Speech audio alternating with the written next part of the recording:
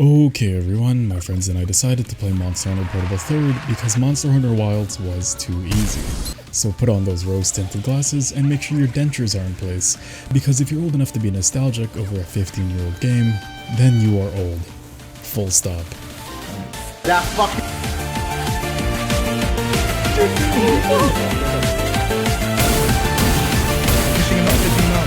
I didn't know. Oh, there's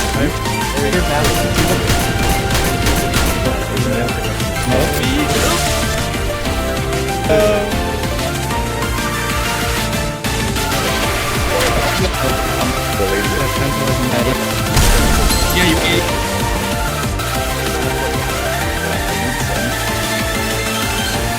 Oh, fucking burden. That I hate. I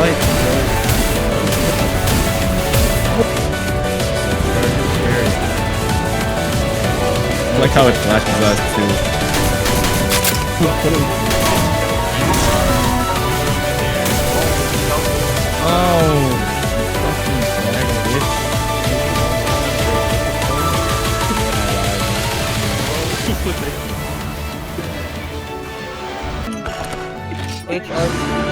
HR2, baby! We did it. Let's see.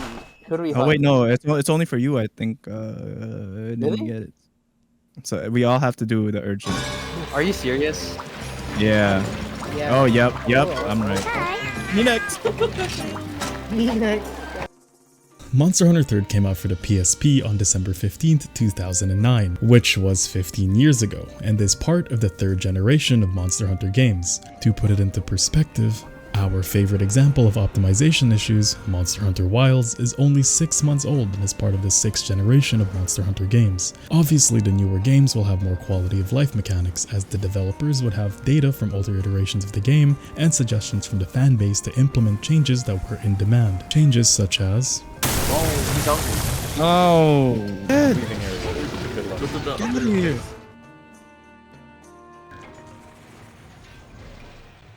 Though, some of the features of the older generation of games did have an advantage. For example, the loading screens, while archaic, did possess a hidden benefit, as you can leave the current area you are fighting in order to take a break from the monster. But you can also get ambushed by said monster on the other side of said loading screen. That being said, it is easy to look at the newer features of the newer games and come to the conclusion that it's easier than the older ones. However, the newer quality of life features of the game give the developers room to experiment with features that push the boundaries of player capability, now that the excuse of convenience being a game limitation is no longer valid. Remember when mechanics such as a damage check on Behemoth, Safi, Alatrion, and Fatalis was seen as a point of contention? Or how a 20-minute timer is seen as too little of a limit for a Fatalis hunt? That's right. Please have a seat, because the next bit of information might blow your mind. With the increase of convenience of the game, the increase of expectation the developers have in terms of player performance goes up as well. To start, the economy, more specifically for gunning, was substantially different compared to Wilds. Look at how I put myself in financial ruin just by buying the required ammunition before the hunt.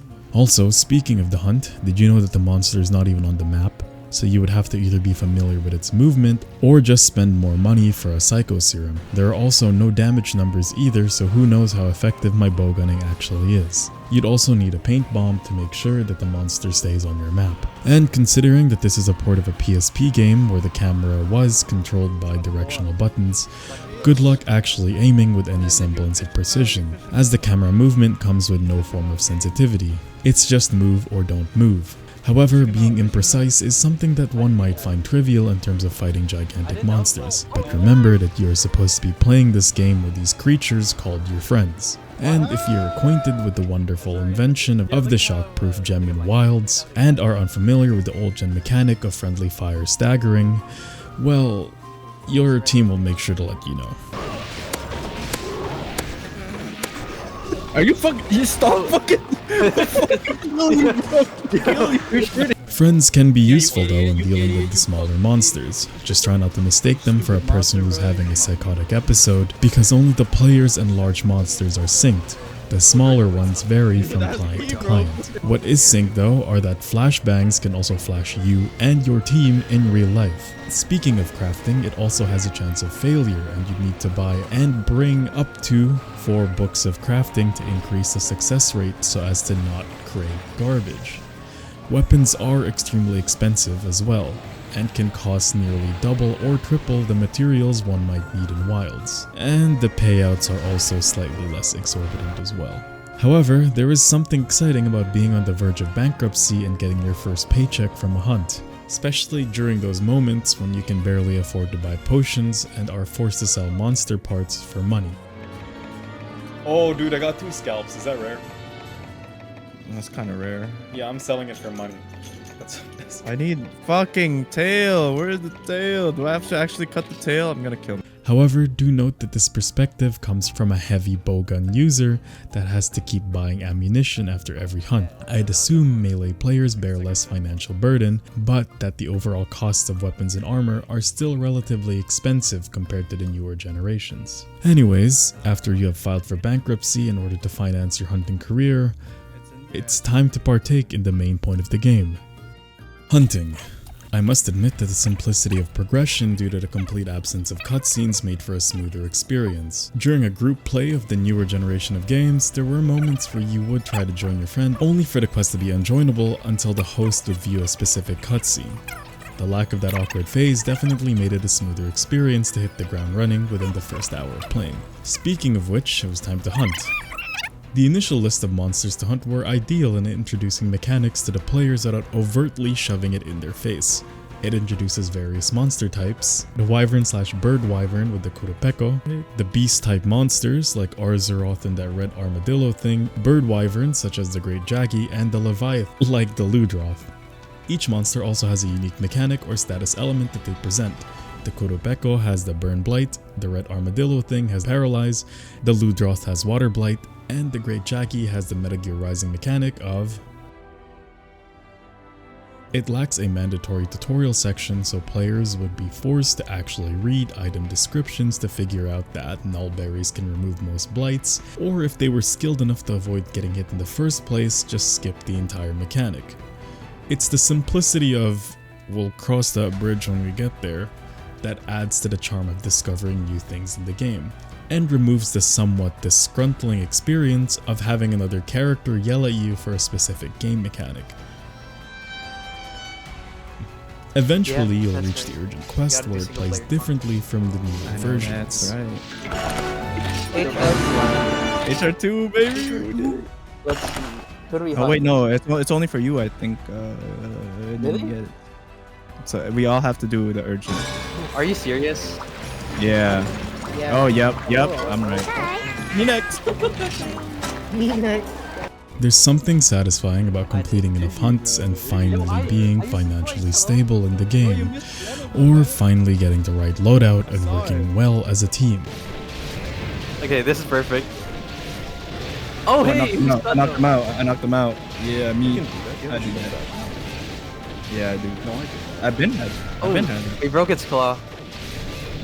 Boom. Yeah, your turn, Kyle. Nice. Ooh, coordinate that. Boom. Coordination? Oh, yo, we're good. We're actually good now. Good. We're fucking good. Yes, working together is more rewarding in this game as there are clearer punishments for being an idiot, such as staggers, getting launched, and wasted prank bombs. Who did that? Yeah, who would do such a thing? Yeah. Guess how long it took. Oh, yo, What is this fucking gun? But once you are able to synergize with your team, the hunts feel increasingly easy, and in comparison to the suffering you were facing in the earlier stages of playing, is extremely rewarding. Where in World and Wilds there were mechanics in place to allow the monster to come back from or resist the group attacks, by either resisting the stuns or just having less and lag in between moves, in older generations, the dynamic of the fight could tip either way if your team is not coordinated. Accidentally hitting a teammate or being in a bad placement will result in fainting. But this also means that competency is more rewarded. There was no flash resistance buildup on the monsters, and their moves were slower and less combined, meaning if your team can place themselves well or coordinate item usage, you would be rewarded by having a significantly easier experience.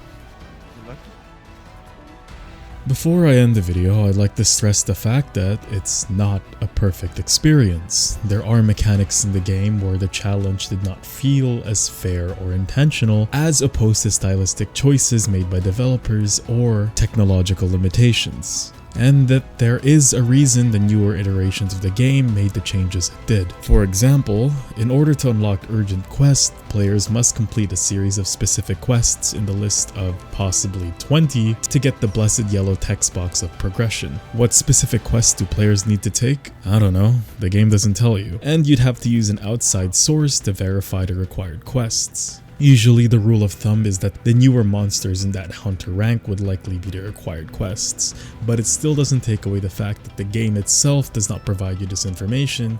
You'd have to go to an outside source. The scaling for online fights definitely did exist, as in a group of 4, the length of the hunt felt appropriate. Not too long to feel like it was dragging, and not too short to take away the feeling of a good challenge. However, do note that the scaling remains consistent no matter how many players are involved, as long as it's an online mode. A group of 2 would also face the exact same health values as a group of 4 would, which tips the scale from enjoyable to, is there something wrong with my build? I can't believe it took us 40 minutes for that Barroth hunt. Obviously, multiplayer mechanics, such as joining a hunt mid-progress and group progression on urgent quests, should go without saying that it is a great addition to the later games. The entire point of this video was not a rose-tinted dunk on Wilds or the newer generation of monster hunters for being a casual hunter's game, but as an appreciation on how far the series has come as a whole, and an appreciation for the older title's charm despite the aforementioned technological limitations. Also, with game prices reaching $80 this year, maybe we should start playing older games again, eh? Lastly, it is a plug and a thank you to Hunsterverse for making this possible. Discord is in the description, and it is also an invitation for you to try this out for yourselves. Not just Hunsterverse, though again, link is in the description if you are curious. The community is very welcoming and accommodating. But back to the point, it is an invitation in experiencing older games as a whole. There's no need to rush to some AAA game that's gonna be close to $100 and could still be a messy or incomplete experience when there are other less expensive alternatives. My playthrough in Portable Third has shown me that something doesn't need to be 4K or 120 FPS for it to be a pleasant experience. It just needs to be genuine in its design, immersive, and obviously something you're interested in. Aside from the 21 years of Monster Hunter games, there are also other options, such as Nier Automata or any games of the Soulsborne series. Don't let anyone tell you Dark Souls 2 is not good, it's perfectly serviceable.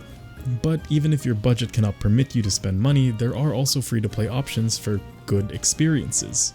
Games such as Limbus Company, Warframe, and there is also a very extensive free trial of Final Fantasy XIV. And if that fails, you can also just read a book. The experience of playing this game and making this video has taught me, and hopefully shown you, that despite being an old and inexpensive experience, enjoyment can still be drawn from the simplicity of your activities, and not just from having a bigger budget. Thank you so much for watching, and remember to drink plenty of water.